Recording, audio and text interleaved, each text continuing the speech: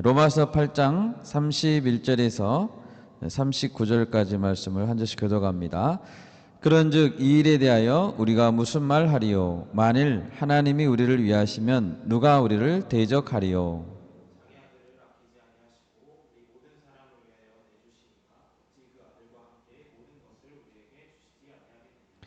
누가 능히 하나님께서 택하신 자들을 고발하리요? 의롭다 하신 이는 하나님이시니.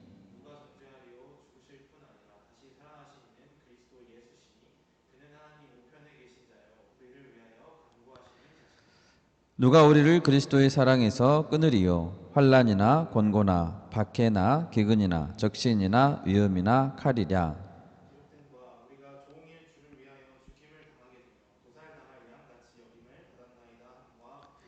그러나 이 모든 일에 우리를 사랑하신 이로 말미암아 우리가 넉넉히 이기느니라.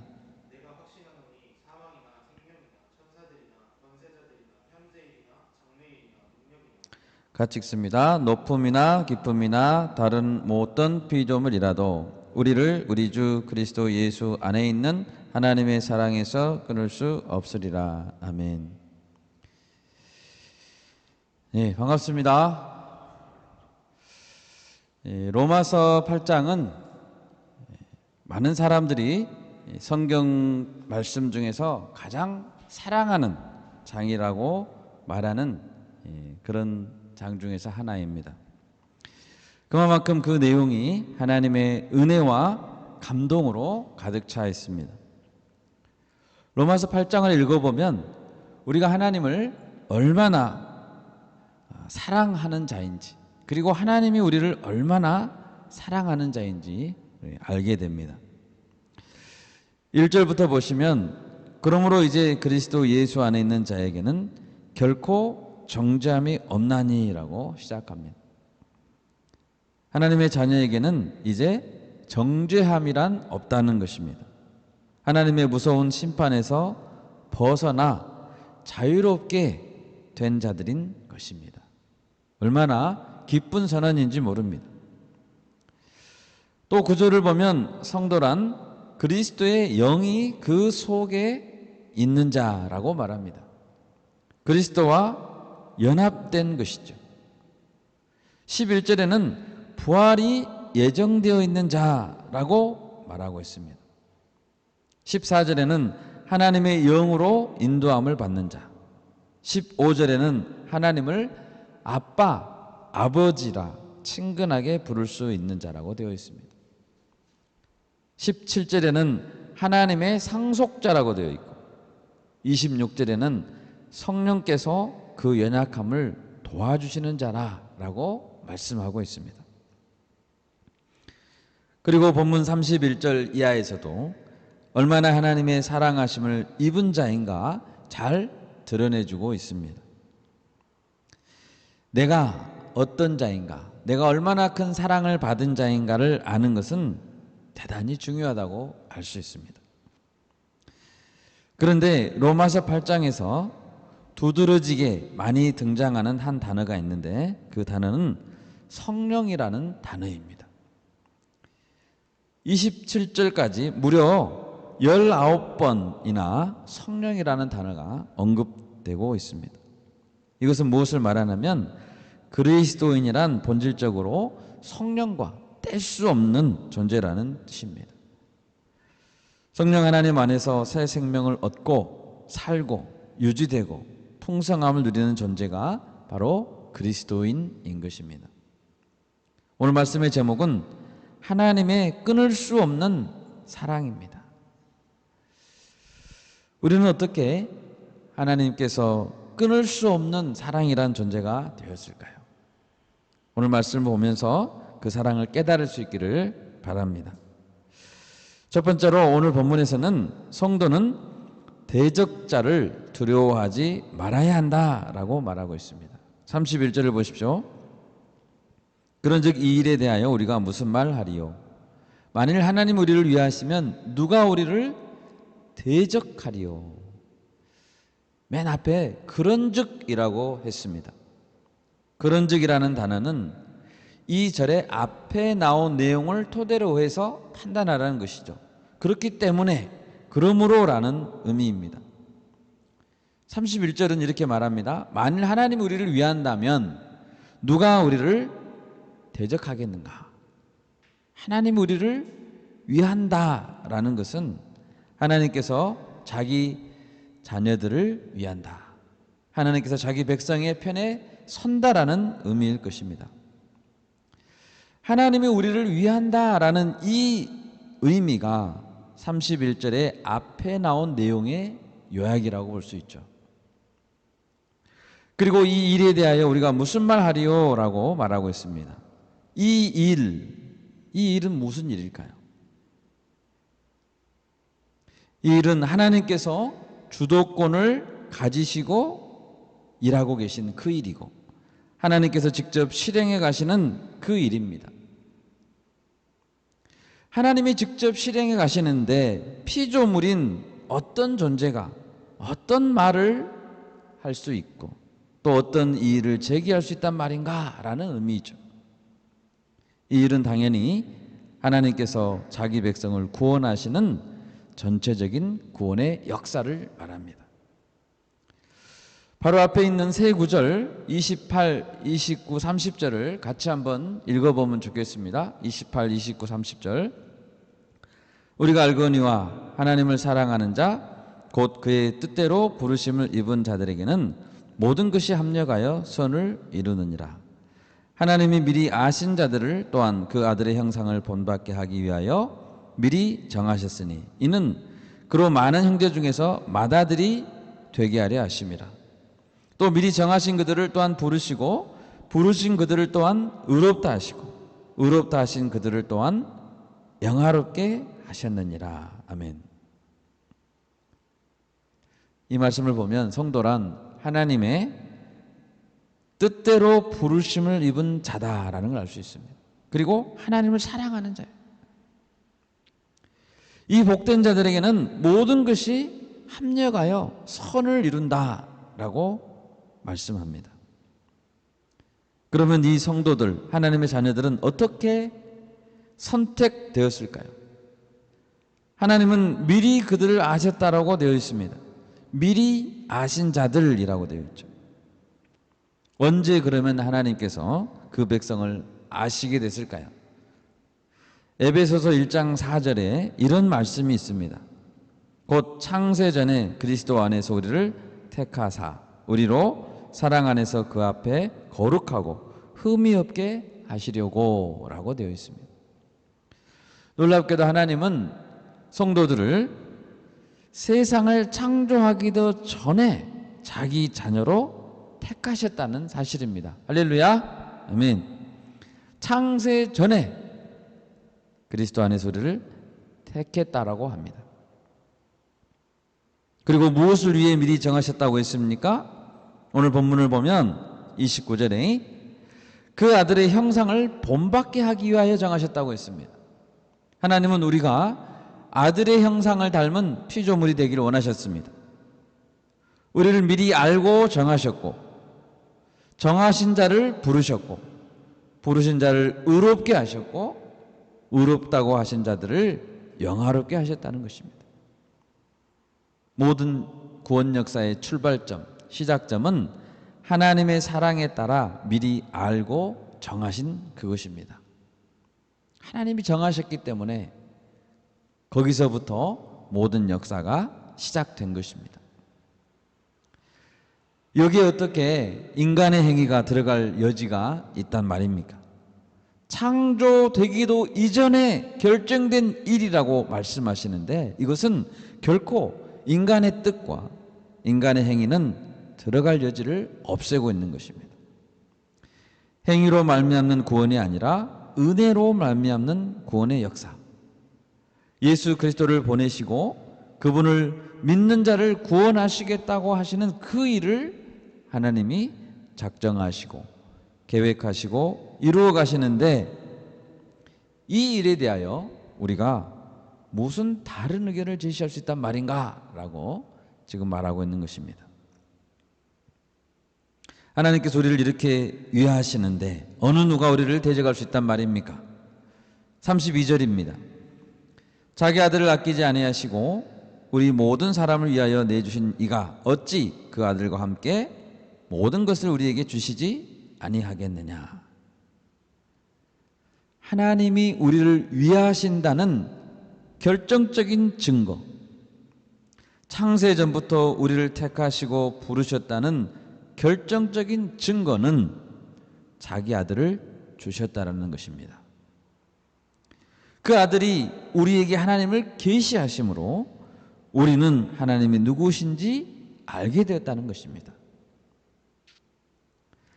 이렇듯이 아무도 하나님을 능히 대적할 자는 없는 것입니다. 하나님께 택하신 자를 고발할 수도 없습니다. 예를 들면 우리나라는 3심제죠. 1심은 지방법원, 2심은 고등법원, 3심은 대법원입니다. 대법원에서 무죄 판결이 나면 결코 뒤집을 수 없습니다.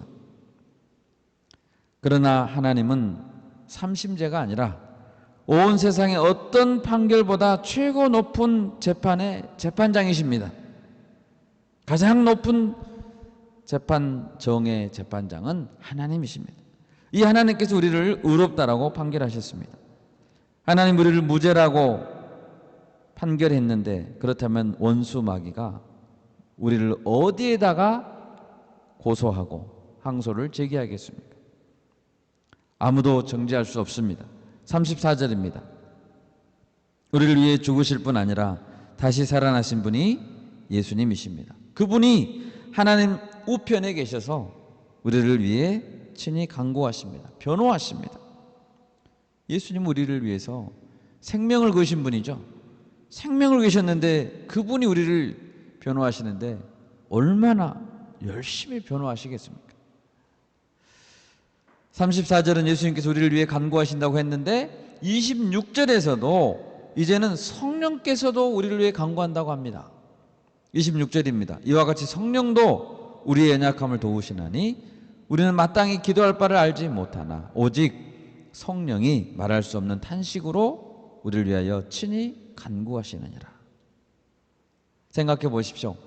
성부 하나님은 우리를 위해 독생자까지 내어주셨습니다. 성자 예수 그리스도께서는 십자가에서 자신의 목숨을 주시기까지 사랑하셨고 하나님 보좌 우편에서 간구하십니다. 성령 하나님께서는 우리 안에 들어와 계시면서 말할 수 없는 탄식으로 우리를 위해 친히 간구하십니다. 그렇다면 우리는 무엇이 두렵겠습니까? 아무것도 두려워할 필요가 없음을 믿습니다. 아멘. 두 번째로 오늘 본문에서 성도는 고난을 각오해야 한다는 것입니다. 사도 바울이 왜 우리에게 두려워할 필요가 없는가 이렇게 강조하고 있을까요? 그것은 우리가 두려워할 수도 있는 일을 마주해야 한다는 것을 의미하죠. 그것은 모든 성도가 당해야 될 고난인 것입니다. 35절입니다. 누가 우리를 그리스도의 사랑에서 끊으리요? 환난이나 곤고나 박해나 기근이나 적신이나 위험이나 칼이랴. 적신이라는 것은 헐벗음이라는 의미입니다. 환난에서부터 시작합니다. 곤고가 있습니다. 마지막에는 칼이랴 있습니다. 칼이라는 것은 죽음의 순간, 순교의 순간까지도 말하는 것입니다. 실제로 사도 바울은 이 로마서를 기록할 때까지 수많은 고난을 겪었습니다. 그리고 나중에는 로마에서 순교를 당했다고 합니다. 고린도서 11장 23절에서 28절까지를 한번 같이 읽으면 좋겠습니다. 고린도 후서 11장 23절에서 28절입니다. 그들이 그리스도의 일꾼이냐 정신없는 말을 하거니와 나는 더욱 그러하도다.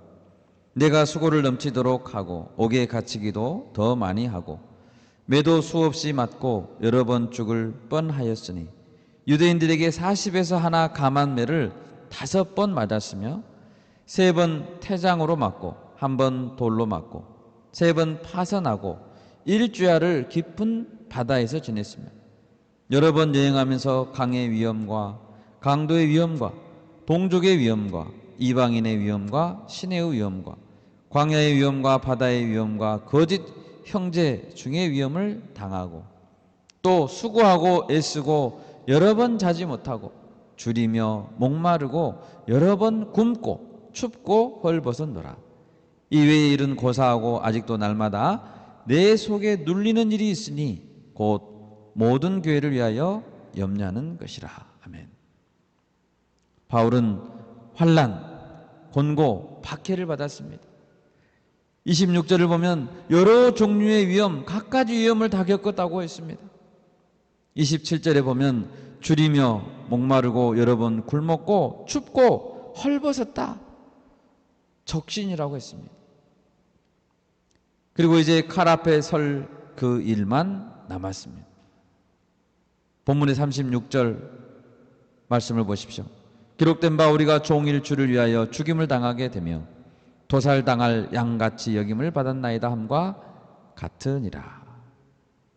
바울의 삶은 매일매일 조금 있으면 도살을 당할 양 같은 삶이었다는 것입니다. 그러면 왜 바울은 이런 고난을 당해야만 했을까요? 우리는 찬양합니다. 예수님처럼 바울처럼 살 수 없을까? 바울도 너희는 나를 본받는 자가 되라 라고 말했습니다. 왜 성도는 고난을 감수해야 될까요? 어떤 분은 이렇게 생각합니다.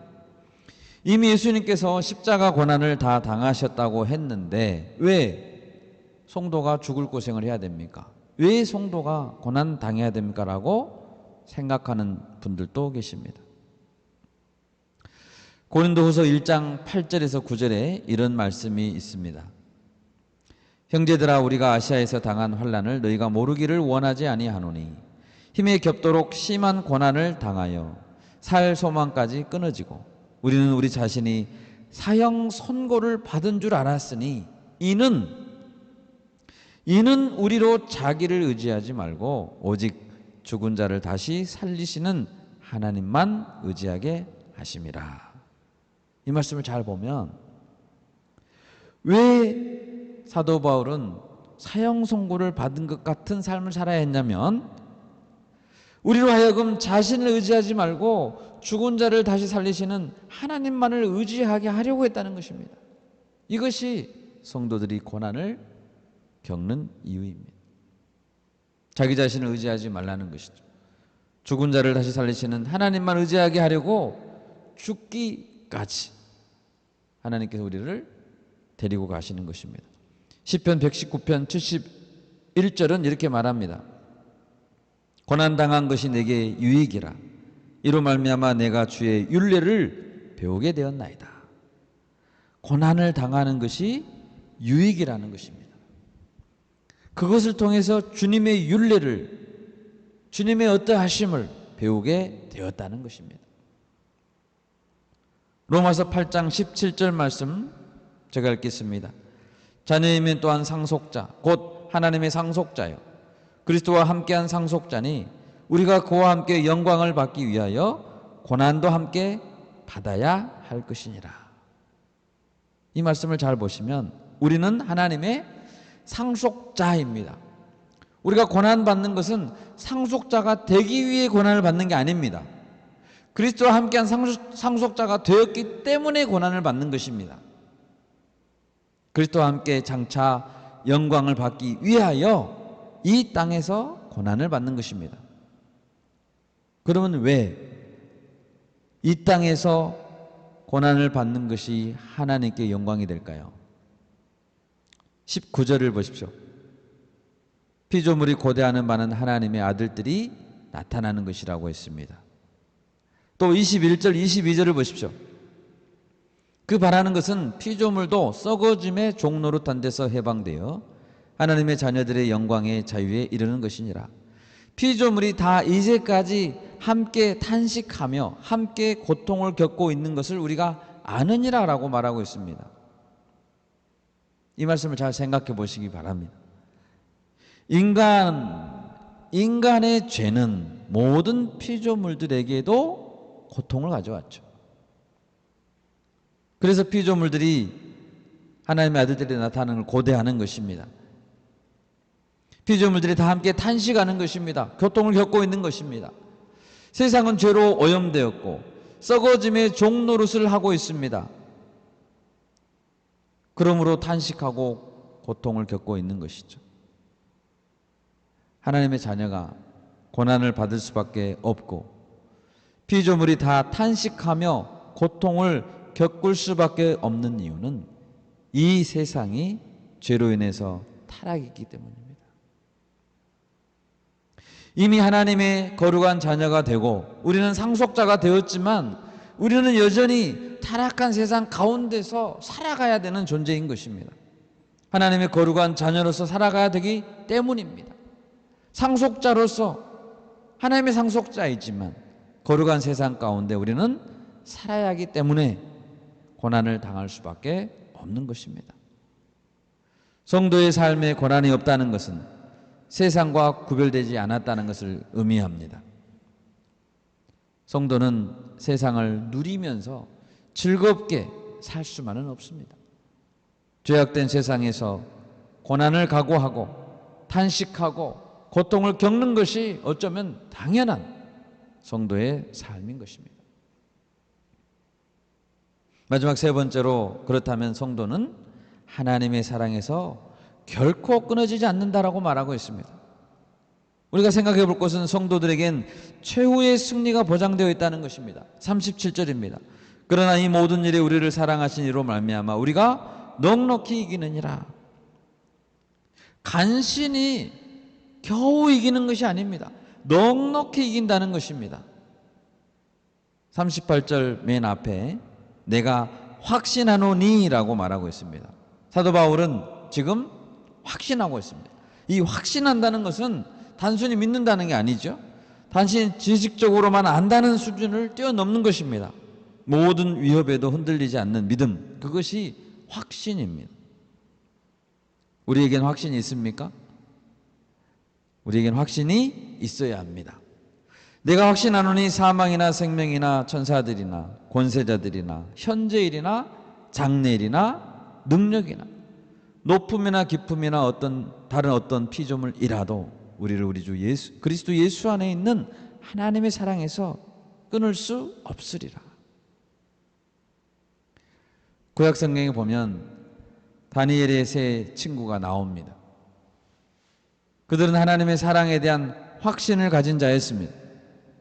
그들은 느부갓네살이 세운 금신상에 절하지 않았습니다. 맹렬히 타는 풀무불 앞에서도 믿음을 굽히지 않았습니다. 왕이 그들을 회유하며 협박할 때에도 느부갓네살이여, 우리가 이 일에 대하여 왕에게 대답할 필요가 없습니다 라고 말했습니다. 대답할 필요가 없는 거예요. 그들은 목숨을 구걸하지 않았습니다. 다니엘서 3장 17, 18절입니다. 왕이여, 우리가 섬기는 하나님이 계시다면 우리를 맹렬히 타는 풀무불 가운데에서 능히 건져내시겠고 왕의 손에서도 건져내시리이다. 그렇게 하지 아니하실지라도 왕이여, 우리가 왕의 신들을 섬기지도 아니하고 왕이 세우신 금신상에게 절하지도 아니할 줄을 아옵소서. 그들은 하나님의 능력을 확신했습니다. 하나님께서 건져내시든지 건져내시지 않든지 하나님의 능력은 변함이 없다. 하나님의 능력을 확신했습니다. 그리고 설령 당장 풀무불 가운데 죽는다 해도 하나님이 우리를 사랑하신다는 것은 변함이 없다고 확신했습니다. 그렇게 하지 아니하실지라도 이 확신이 우리에게도 있기를 바랍니다. 왕에게 대답할 필요가 없습니다. 왕이요, 죽이려면 죽이십시오. 저희가 가진 신앙은 변함이 없습니다. 대답할 필요가 없습니다라는 그 확신 있는 자세가 우리에게도 있기를 바랍니다. 이 세상에 있는 그 무엇이라도 우리가 그리스도 예수 안에 있을 때 하나님의 사랑에서 끊을 수 없습니다. 말씀을 맺고자 합니다. 타락한 세상에 사는 성도로서 많은 영적 싸움이 우리 앞에 놓여 있습니다. 이 고난은 하나님의 자녀로서, 하나님의 상속자로서 마땅히 겪어야 될 고난인 것입니다. 그러나 이때에도 대적을 두려워하지 맙시다. 어떤 것도 우리를 하나님의 사랑에서 끊을 수 없음을 믿고 이번 한 주간도 승리할 수 있기를 바랍니다. 아멘.